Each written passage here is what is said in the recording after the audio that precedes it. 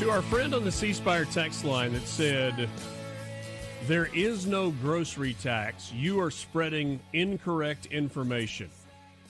No, you're being that guy.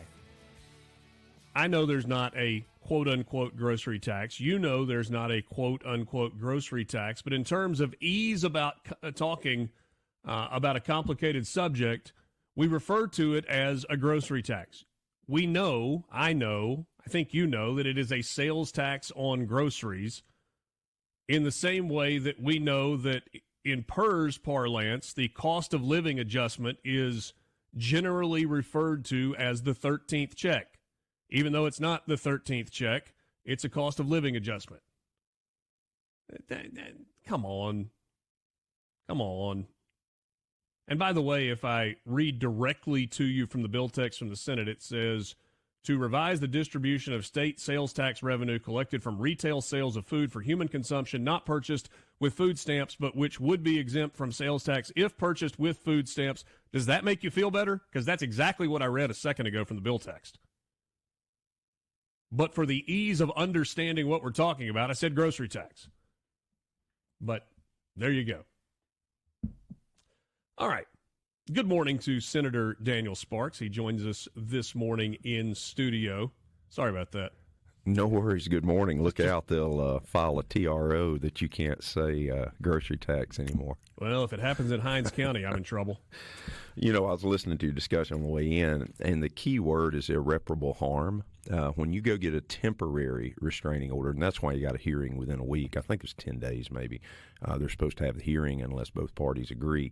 But irreparable harm is the standard, and I didn't hear anything in that even came close to harm, much less irreparable harm.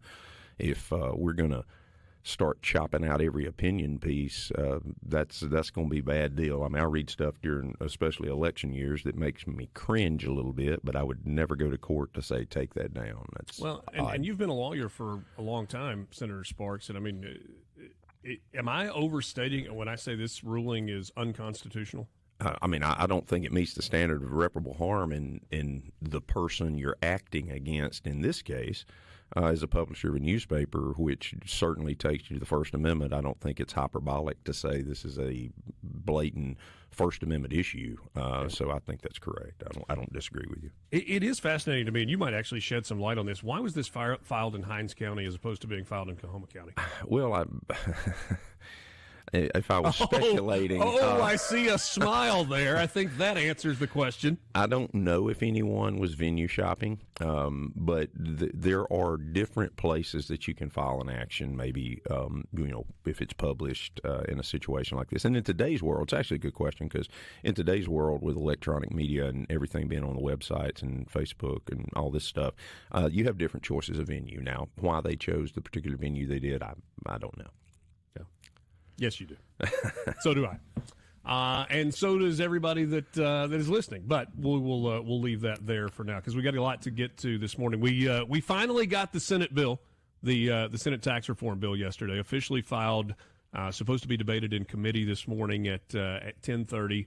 I think we've outlined, you and I have even talked previously about some of the differences between ultimately what was going to be and what now is in the Senate bill in comparison to the House bill.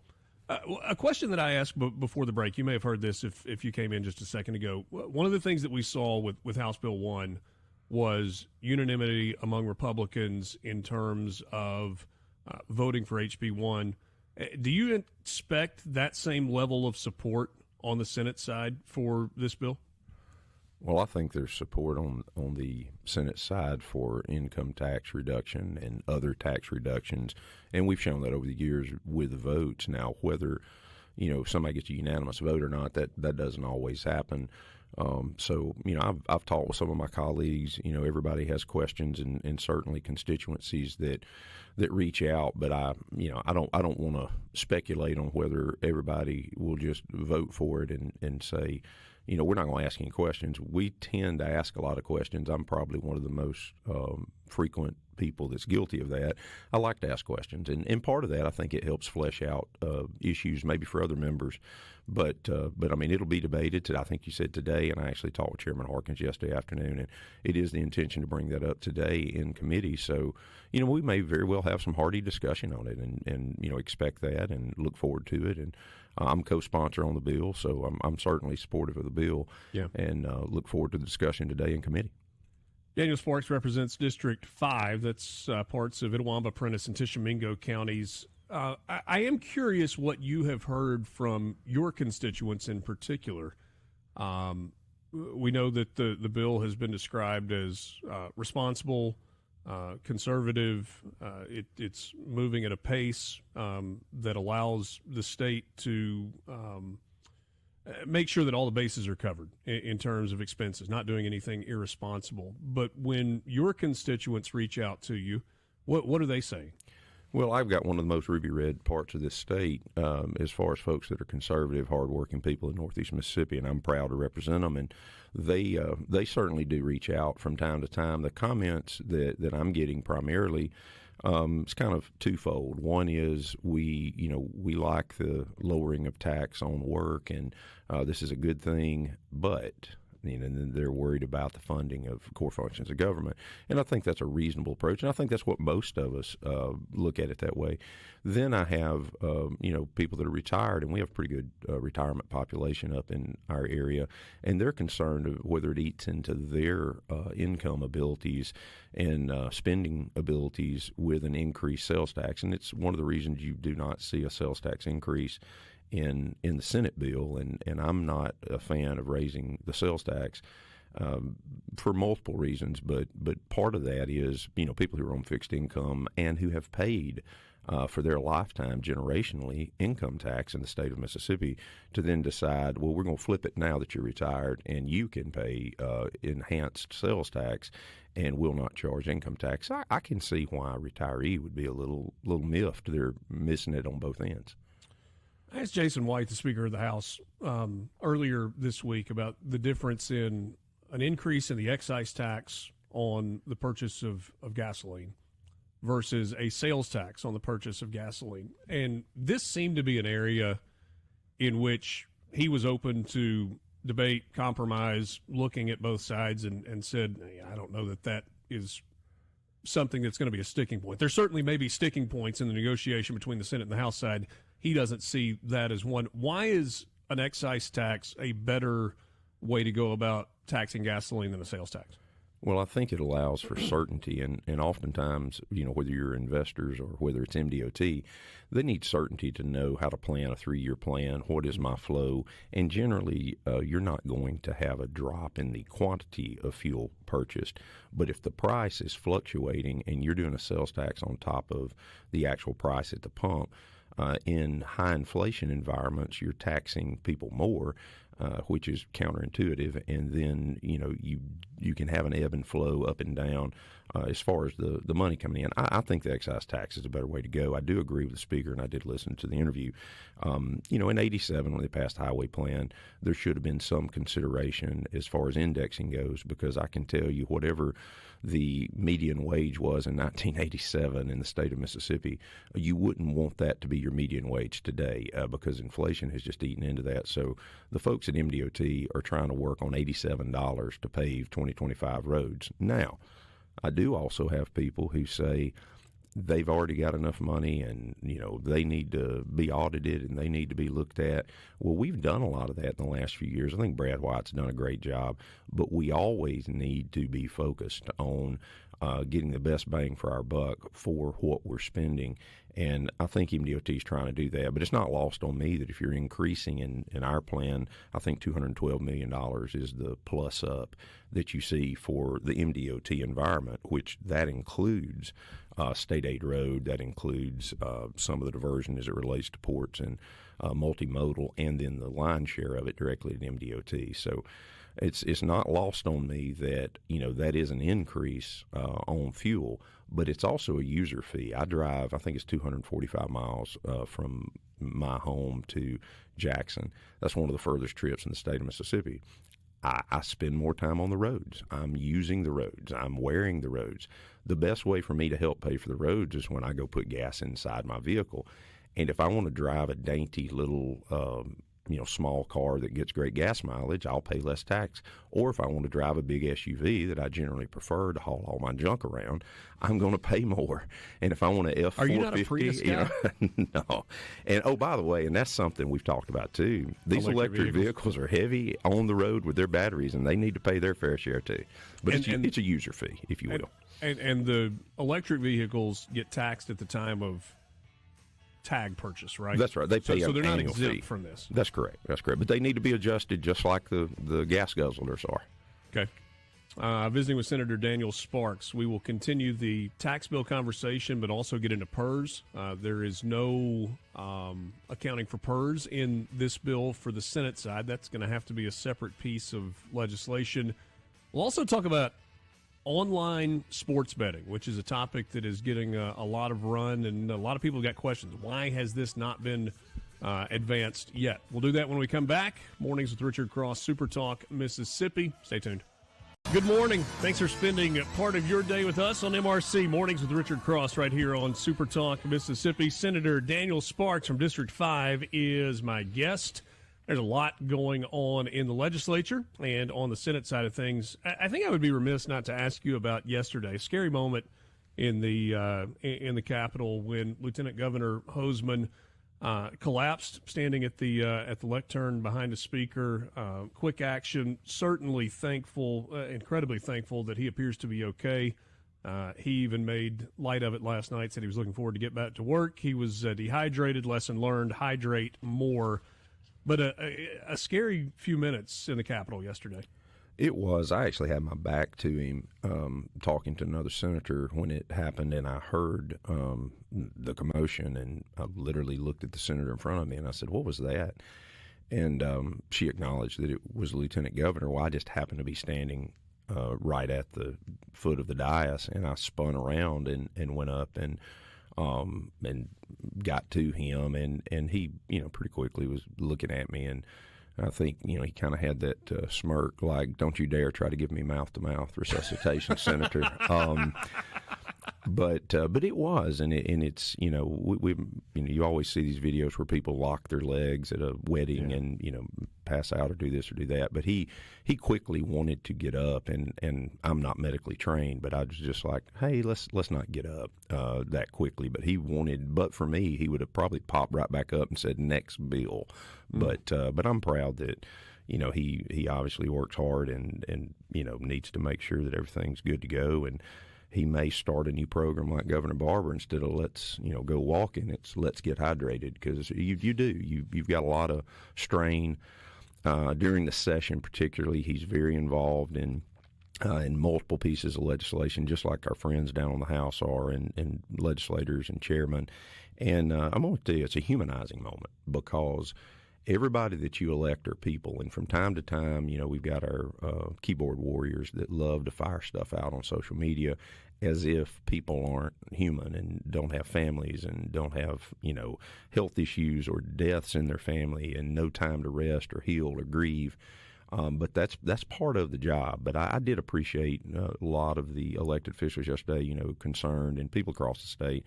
But it was a scary moment. But I kind of expect he'll probably be right back at the Capitol today, and I appreciate the work he and Lynn continue to do for the state of Mississippi. But appreciate you asking about that. We got a couple of messages, Senator Sparks, on the C Spire text line asking about pharmacies. PBMs, pharmacy benefit managers, and the bill that is there to perhaps look at and control this, and some real concern about local independent pharmacies and how they may be affected if this legislation does or does not go into effect. Can you tell us where that is right now? Sure. There's a couple bills. One is the Speaker's bill that came down from the House that addresses this, and another one, I believe Chairman Parks sponsored it. And I've supported PBM legislation since I got here. There's always a lot of concern that private employers believe they have a contractual right to negotiate with the PBMs, but the pharmacy benefit managers I find to be I'm trying to say it a nice way, but for anybody that watches wrestling, they're the Ric Flair of wrestling. They're the dirtiest player in the game. I'll just be blunt, so they can remove this, from the website for, some lawsuit for TRO. My concern is that I don't know what value they add, and I try really hard to work with our industry partners because they drive up the cost. They go to the manufacturers and they demand rebates, and you used the word kickback earlier, which I do think pushback is probably what they meant. But they get rebates to get on the formulary. So I've got all these employees with my contractual relationship with the PBM, and drug manufacturers want to sell to that body of people, and it's really bad over the years what I've looked at, how they slow pay the independent pharmacies. They are vertically integrated, so you have insurance companies that own PBMs or PBMs that own insurance companies who then own pharmacies, big chain pharmacies like CVS, for instance, and it's tough. So we're trying to help with that. We've had a couple prompt pay bill we did a couple years ago, but right now we're trying to really dig into all the things I just said to you. Mm-hmm. They claim are proprietary. So you can't tell me really what's going on. All you can do is just tell me we keep getting hammered every year. So hopefully we can do something. But the Speaker's got a bill that's on our end now that addresses this, and we have a bill down on their end. So I hope we can get something done that just a fairness issue. It's not picking sides in something. It's just that I think the PBMs are an operator that I don't care for their business practice. I recognize that there is some legislation that is vitally important, and then there's some legislation that people just look at and say, hey, this makes sense. Let's just get it done. And, the wine shipping bill would fall into that category, and that is now done and headed to the governor's desk. There are a lot of people that think mobile sports betting falls into that category. If I'm not mistaken, the House the last couple of years has voted to get that done. It's gotten held up in the Senate and hasn't gotten done. I've spoken with operators at gaming institutions, both commercial and tribal, and it feels like everybody on the casino side, everybody's a broad word, maybe not everybody, but most on the gaming side of things are for the implementation of mobile sports betting. Why does this keep getting held up in the Senate? Well, I can't speak for the whole Senate. I guess I can speak for myself. Being that I represent Northeast Mississippi, we border Tennessee. I do have constituents that tell me, hey, buddy, I drive across the state line, on Saturdays and Sundays to place my bets in Tennessee where it's legal, and, we should be able to do it from the comfort of our own home. A lot of times it goes back, you talked about sin taxes earlier, alcohol, gambling. These are vices that, just don't fly well in certain communities. In certain communities, they're considered skill sets, and so I think that it's probably got a better opportunity this year. I think there's more understanding. The folks on the Senate end have tried to vet the issues, and the Gaming Commission folks actually came and met with us in committee on a particular bill because the black market is live and well on the online platforms, and they're basically just blowing Mississippi off when we say, hey, you can't do this here because everything's geofenced to where your device can't do it. So apparently it's happening in the black market, offshore type big platform operations, and so I think that it may be that. Well, and lots of people have a guy. That's what I'm saying. Yeah. That's. But for doing that, I think it'll have an opportunity to have a little better chance this year. Okay. And it's one of those things that it feels like there's been an industry shift as well, that many of the operators initially were against this with the idea of, hey, we'd rather people come into our establishment, and somewhere along the way they recognized those people aren't coming in to place bets. And so as long as you have a brick and mortar property with the sports book attached to it, then they seem to be more okay with that than perhaps they were a couple of years ago. Yeah, I think, and I have not delved deeply into it, but in some communications that I've had, I think it's a pretty even split. I was told recently that of the 16 operators in the state, eight against it, 7 for it, and 1 are neutral. So that almost sounds like betting odds. But that's. I understand that they have an interest in that as well. And again, up in Northeast Mississippi, we're pretty far away from any of the casinos in our state. So I understand that there are constituencies that are much more engaged with this, whether it's coastal, tribal, or the river. So optimism that gets done this session? I wouldn't bet on it, but you can. Oh, look at him. Look at him. He's got jokes. Senator Daniel Sparks with us this morning. PERS. People, I said that acronym and people's antenna went up immediately. Right. In the Senate tax bill, PERS is not addressed. It is addressed in House Bill 1, and it's about sustainability for a system that is unsustainable as it exists right now. 2 questions, and this will probably carry us into the final segment of the hour. One, why was that not included in the Senate bill? And maybe I probably should stop there, and then we'll kind of go follow-up question in a second. Sure. So why not? I'm actually maybe the guy that can answer that. Because throwing $100 million a year at the problem is not fixing the problem. It's like throwing a bucket of water on a wildfire. We have actually passed legislation. It's down at the House, and I've talked to some of my colleagues in the House. We have passed a Tier 5 creation of a new hybrid defined benefit, defined contribution that has a better cost factor. It's more portable. It's what hopefully future employees will have that's similar to what you see in the business world. That within itself, as it moves through the process and if it becomes law, will have eventually about $140 million more dollars going toward PERS. A second piece of legislation, and we can talk after the break if you'd like, dealing with the optional retirement plan, which we're ending it would add potentially another $80 million. So we're pumping close to $200 million more dollars toward the unfunded actuarial liability to ensure we meet the commitment we've made to our retirees, beneficiaries, and in current employees. So we have addressed it in different legislation. I'm glad to give you those bill numbers when we come back, if that helps. Everybody recognizes PERS. I think there are a lot of people that are finding out about ORP, which is the optional retirement plan that's available to faculty members and high-earning administrative individuals at the state government level. We'll talk a little bit more about that and some concerns that exist there when we come back. Senator Daniel Sparks is our guest. We'll wrap up the 7 o'clock hour with him coming up next. You've got it locked into MRC on SuperTalk, Mississippi. A couple of messages on the C Spire text line. Paul and Hernando says, as a former pharmacist, PBMs are useless. They just skim the cream off the top. Thanks for that message, Paul. This one is interesting, and I'll pose this question to Senator Daniel Sparks as we wrap up the 7 o'clock hour on Mornings with Richard Cross here on SuperTalk, Mississippi. There's obviously a desire in both chambers to reduce the tax on work in the state while also funding the programs and departments that need expanded funding. But there seems to be quite a gap between the House and the Senate bills. How do we keep our representatives accountable to get something done and not let this progress die in a stalemate between the chambers? I think that's a very reasonable question. Yeah, I think that is as well. And, of course, I appreciate the work that the House has done, and they certainly have, pushed the envelope on this issue, and I respect that, Chairman Lamar particularly, I think his attitude toward it is, a tax on work is just unconscionable. And I understand even the speaker saying yesterday that if we were setting up a government today, we would tax consumption and not labor.